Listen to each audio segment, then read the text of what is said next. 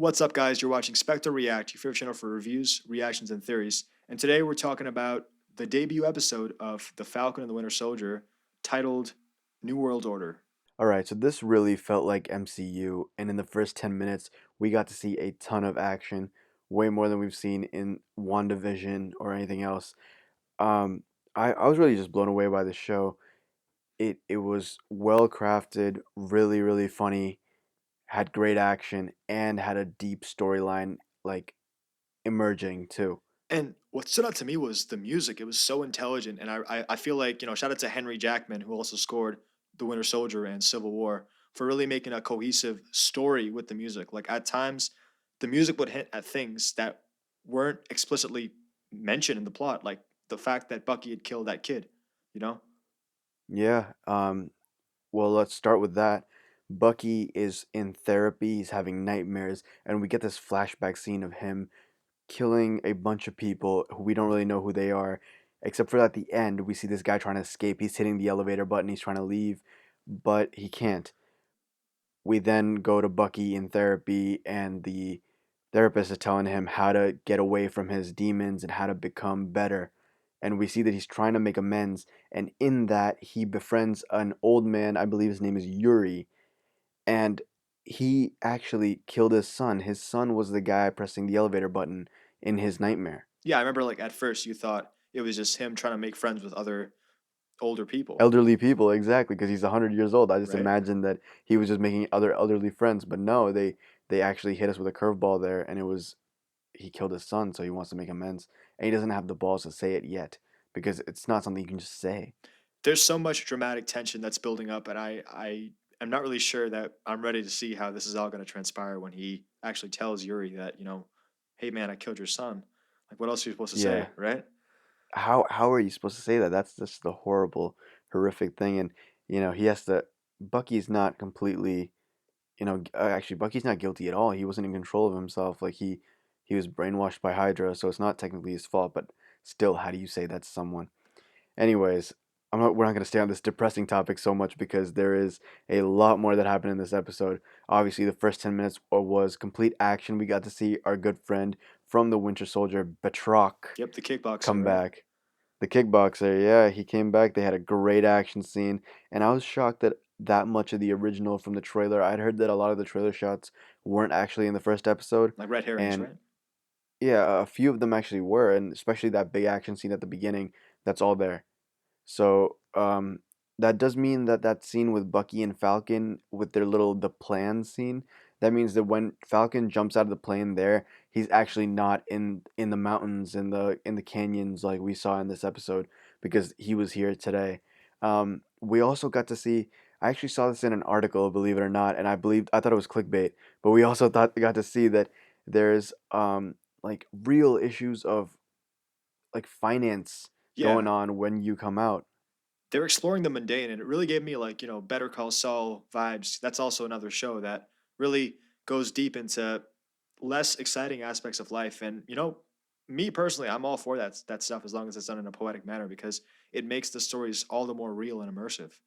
I love how they were like, how do you get paid? And Falcon's kind of chuckling because before he was a fugitive, he was living on Tony Stark's billion-dollar property. And like Tony Stark has these infinite deep pockets. Like you never really had to worry about money up till then. And when he was a fugitive, I'm sure Cap and Natasha figured out a way to get money enough like they were living it up. They had a Quinjet, like Wanda and Vision's room was pretty nice too. So I'm sure they figured out a different way. I really like how mythical figures like Falcon, he's after all, he's the one that said on your left in that famous scene. He still has to go through some of the same things that ordinary people go through, issues of finance and loans. Yeah, definitely. Speaking of that on your left though, just tiny callback, just appreciate I just have to appreciate these things. Like, did you notice where he was standing to Captain America? He was standing on his left. Exactly. They always have these little things that you gotta appreciate. And also the All, thing with Bucky sleeping on the floor, right? yes, that was another callback to the Winter Soldier when Steve and Falcon were talking, and they were talking about how Steve couldn't sleep on the beds because it felt like a marshmallow. So he was like, "You got to sleep on the floor because that's how the military did it." So you see Bucky when he wakes up from his nightmare, he's not in some like lavish bed, he's just on the floor. It's continuity right there. It's continuity, and it's showing that there's just like this, like there's really they develop their characters so well. And also Um, faithfulness to the lore, because the nightmares, if I recall correctly, they were also an element of the comics, right? yes, the comics when Bucky got fixed, quote unquote fixed by Steve when he came back, Bucky was always like he was going through these nightmares, and I can't remember the exact comic, but I remember reading it, and it was really interesting how they had it like it would throw you off. Like the comics would first show that just like they did in the show, they would show that whole scene and then just have like a close up of just Bucky's eyes opening and just be like, "Holy shit, what happened?" So yeah, great job by them here.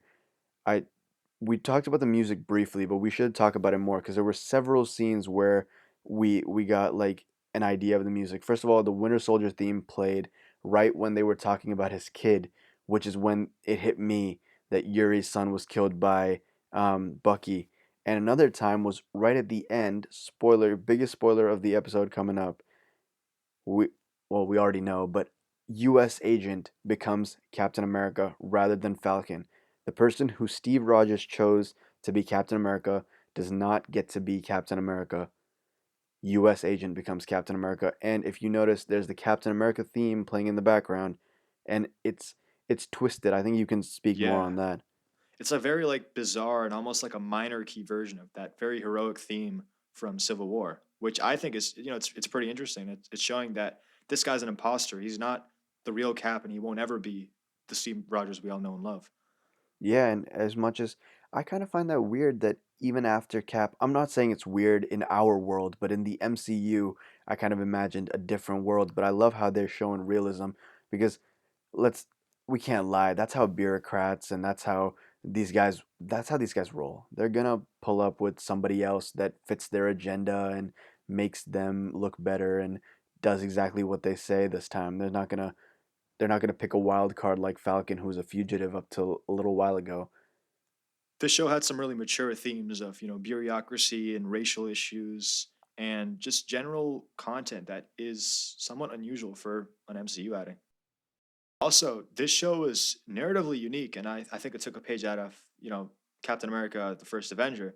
That's a film where the hero and the villain don't meet until about an hour through the movie. In this show, Falcon and Bucky haven't met yet, even though it's a show about those two. Yeah, even though they're both heroes and they just unfortunately they didn't get to meet. I feel like that's gonna be the first thing in the second episode. There was also this whole thing about the flag smashers. We got to see them first episode. We also got to see that scene from the trailers of them jumping down from the bank.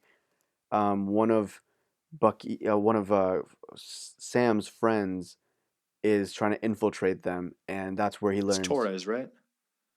Torres, yeah, Torres alerts him of the flag smashers going on, and he tells them exactly what they're trying to do. And I feel like both Bucky and Sam at some point are going to realize that the flag smashers are a huge threat and come after them. Also, the U.S. agent, he's probably Hydra-esque or Hydra related, or even Zemo related, possibly, but he's not. He's not Cap, and they're not respecting his wishes, even though Cap made it pretty clear that the shield belongs to Sam now. This shaping up to be a really interesting show because you've got, three villains that are out there. You got the Flag Smashers, you've got US Agent, and also, as if that wasn't enough, Zemo, right? Zemo, yeah. Also, wait, before I forget, the cameo, there's already a cameo from a big star, which is Don Cheadle. Don Cheadle was in the beginning parts of the episode. Great, we already got to see a cameo. I'm happy already. Maybe there are some really good cameos.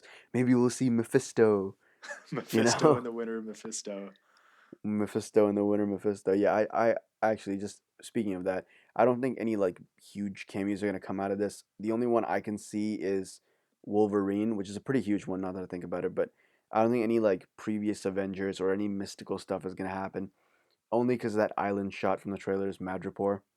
Yeah. There is the possibility that Wolverine or some hint to Wolverine happens. That's all I can say for future episodes, honestly.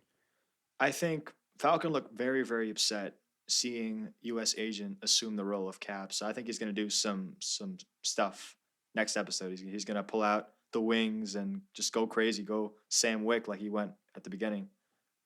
Yeah, the writer, isn't he the John Wick writer as well? I think so. Yeah, it's the same guy. Yeah, they're doing a great job. All I want to say about this is that this is the greatest Marvel TV show that I've seen so far, and just it's shaping up to be just going uphill from here. Overall, stunning effects. Looks crazy for a TV show. Amazing job at giving exposition and showing how our two heroes have their own demons, and just an overall solid episode. You know. Yeah. All right, so that was our review of Falcon and the Winter Soldier. Let us know down below what you thought of this episode and give us all your theories for future episodes. That's all we got for you right now. See ya.